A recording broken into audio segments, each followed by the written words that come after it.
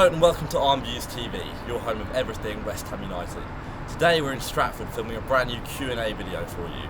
To my left I've got Patrick Forster, who's joining the Armviews team. Patrick, welcome. Thank you very much, it's a pleasure to be here.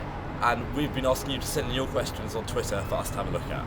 The first question we have in is regarding Upton Park, asking us what is our favourite memory at the ground. Yeah. I mean, starting off for me, the most special one is always going to be my first game. It was in 2007 in our Great Escape season against Everton, coming towards sort of the final stretch where we sort of put a good winning run together. Bobby Zamora, around 12 minutes in, rifled one from about 30 yards out, and sort of seeing the Upton Park crowd celebrate for the first time was absolutely amazing.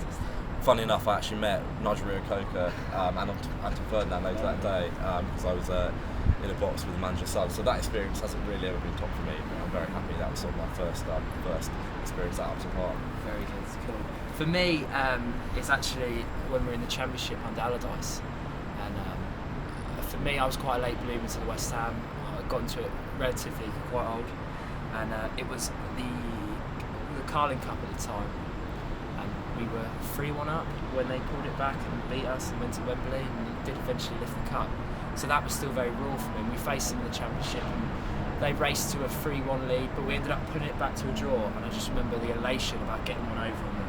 So that sticks in my memory as one of the best games I've seen in the game. And then with that in mind, how did last night's game compare to that? I mean, sadly neither of us actually managed to get to the game, but obviously watching it on TV in the pub was incredible. What were your thoughts on that? Pub full of Liverpool fans, yeah, fantastic. They still leapt up and celebrated.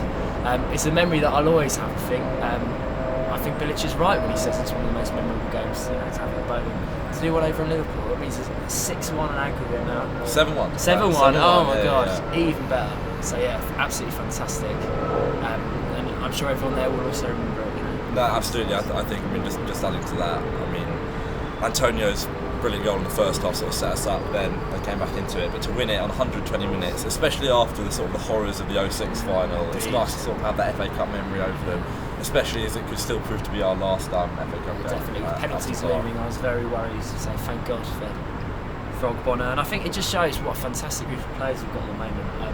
I only recently realised that Adrian ran on the pitch and celebrated when we scored. Amazing. That's our keeper, getting in amongst it. I love it. That's brilliant. The next question is regarding summer transfers. We've been asked who West Ham should bring in the summer to sort of strengthen our squad.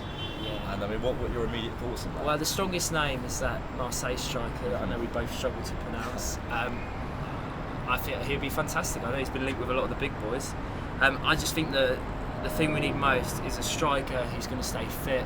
It's that 20-goal striker that David Sullivan keeps talking about. I think that's what we should go after. But obviously they're expensive, cost a lot of money. But going into the OS, prove your ambition. Let's prove our ambition is to go up and get that sort of player. Absolutely. I think, every indication is that we've got about 20 million to spend on a goal-scoring striker this season. And that's not to sort of discredit what Sakho's done for the club, because considering how much he cost us, he's been such a great bargain. It's been a shame he's been so injured this season. Yeah. I think, it's really interesting this January we didn't have to do too much business. It's a lovely position to be, really. But we still brought in Byron, who I think is great to get that right-back position. See, this is the thing, this is, I think, the problem position for. We've had Tompkins filling in there, but he's a centre half, isn't he? Yeah. Very much limits our attacking options on that right flank. So I would say a right back, but with Byron there, do we even need that? I don't know. Joey O'Brien coming back as well. He hit a post yesterday, didn't he? Indeed, yeah. That would be something. So yeah, I don't know. That would be the position as well that I would maybe someone experienced that could kind of ease Byron into it. I think one thing I'd add to that is Lanzini is obviously still on loan. Yeah, I think it'd be great for us to tie that up as a permanent deal. As soon as we can do it. I know there are some sort of worries over his injuries and stuff, but given his age and given his sort of potential, I think we can't really sort of afford to miss out for $7.5 million. Especially as Moses will be going back to Chelsea. Yeah. We've got Antonio, but I think for the other wing, it'd be great to bring in Lanzini. Yeah, and there may be another winger as well to kind of replace Moses going out. I won't be too sad to see the back of Moses. I do like him, but it's just inconsistent. One week it will be to the next week. Don't get lucky. So. Okay, this next one's a hard one. Yeah. When fully fit, who would be your strongest starting 11 West Ham? I'll let you go first. Cool. Well, I'd start with Adrian in goal, of course. Then Byram, Collins, Reed, Cresswell. Then Song and Noble holding in midfield. Payet in the hole in front. Lanzini on one side, Antonio on the other, and then Carroll up front. Interesting. Okay, no, I like it. I think mine has a few slight differences. Okay, so on. again, I'd go Adrian in goal. Yeah. You'd have Byron right back. Yeah. I would then have Reed and Collins centre back, same as you. That's cool. It's a tough one, but yeah, those Yeah, two. yeah. Cresswell at left back. Yeah. I'd then go with Noble and Kouyaté. Really? Oh yeah, of course. That's a tough one. I think, well, I'll explain that in a sec, but carrying on, I then have Lanzini, Payet, Antonio. I suspect most fans would agree with that one. And then I have Sacco as the main striker, I think, in that system. And I mean, so to explain my decisions there, I think the centre-backs are really hard because we've left out. We both left out Bonner and Tompkins Which from is that, so who are unfair, top quality centre-backs. Players, And I think, to be fair, on their day, any two pairing there is still a great Premier League It's got an centre-back embarrassment of riches at centre-half. It is indeed, I think, I mean, Collins, it's so hard to leave him out because when he's on form and sort of he's putting his body on the line, there's no one better. It's so strange. The player that we're seeing now at 32 is just like...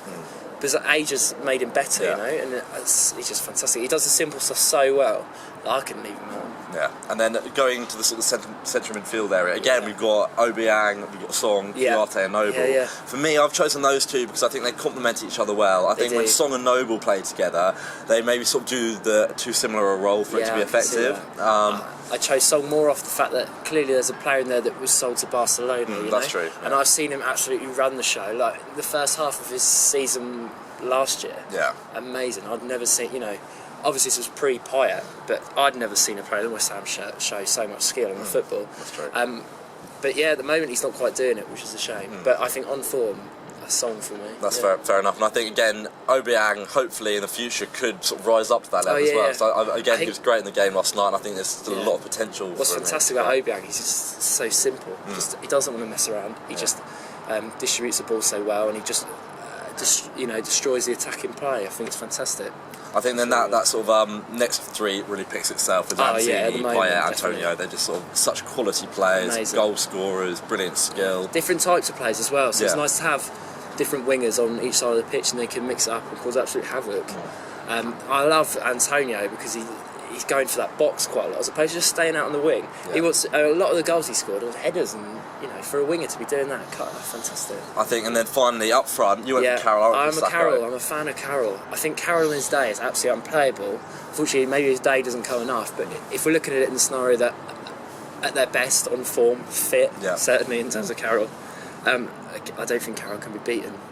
I think for me, looking back at Sacco's sort of scoring run last year, where he was on form, he was such a good finisher, and I think he's still great in the air as well. I mean, I know Carroll, you can't really beat him for aerial prowess. I'm a big Carroll fan as well.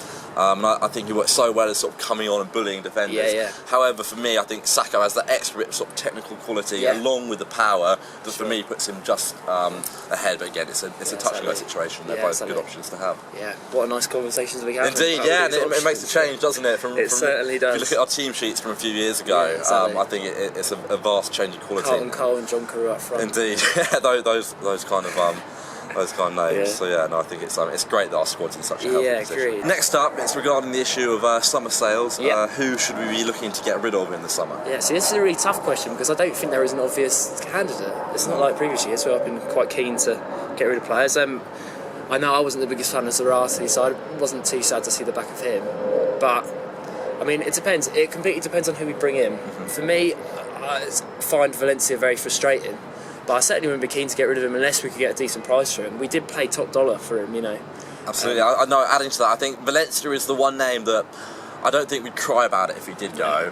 But I do think there is still a good player in there. It's just a shame. Exactly. We've seen glimpses of it. We've seen some really sort of good little flashes, but he doesn't do it consistently Agreed. enough. So if maybe a bid of 8, 9, 10 million comes in for him, I think we'd struggle to say no. But that's still a loss, isn't it? Yeah, it's still a loss. Yeah, but it depends what position we're in. I mean, if he's not going to get a look in, then we take that money. I don't know who would pay that for him at the moment, though. You know.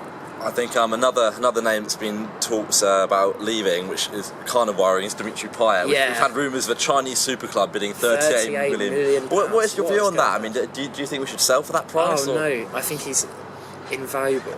I think he's invaluable. I don't think you can put a price on him. But it's not just what he offers on the pitch, it's what he offers off it. When he comes on and everyone's chanting, we've got Payet, it just lifts the entire ground. And as a symbol for where the club is going, that is why we need to keep him. Absolutely. For the effect that he does. And I've not seen a better footballer in a West Ham shirt. No, not right. And I mean, football, you can look at it from a business point of view and think, oh, we can sell him for a huge profit just a few months later. But I mean, what is the point of that? Football. And I was tweeting about this the other day. Football is about entertainment. Agreed. 100%. And there's nothing that's more entertaining for me at the moment than watching Payet sort of dazzle the fans with incredible skin, with incredible skills. I don't see how. And I don't see the value of selling him when we lose all that. I mean, we might be able to bring in sort of 2 or 3 decent players, but would they give us the same enjoyment and value that he does? I don't think you could buy a player of Payet's quality for 38 million. I don't think you're going to find. I know that's a lot of money, but Payet is. I don't know what I'd value him at. I couldn't put a value on his head. No, I agree. So yeah, keep him. But I hear Man City are interested as well. Again, I think that might just be paper talk. Yeah, to be honest, but there's going to be a lot of paper talk, I'd imagine. I know he's in talks for a new contract. Yeah, that's true. So get him to sign that as soon as. Get him tied down, and yeah. But he was tweeting. I saw he was tweeting about how much he loves the club and stuff. I know that a lot of players say that and then, vanish. But I feel confident he loves it. You can tell how much he appreciates it. Absolutely. No, let's hope we keep him. So Payet, if you're watching this, please stay, please. That's it for this week. Thanks to everyone who sent questions in. There were some really sort of good talking points there. I'm pleased to say this will be a weekly feature from now on, and we hope to have sort of some guests, maybe some fans come in, talk about their opinions, maybe some ex-players, that kind of thing. So yeah, keep your eye out. This will be out every week, answering your questions, and keep tweeting us with what you want to know. And in the meantime, come on, you Irons.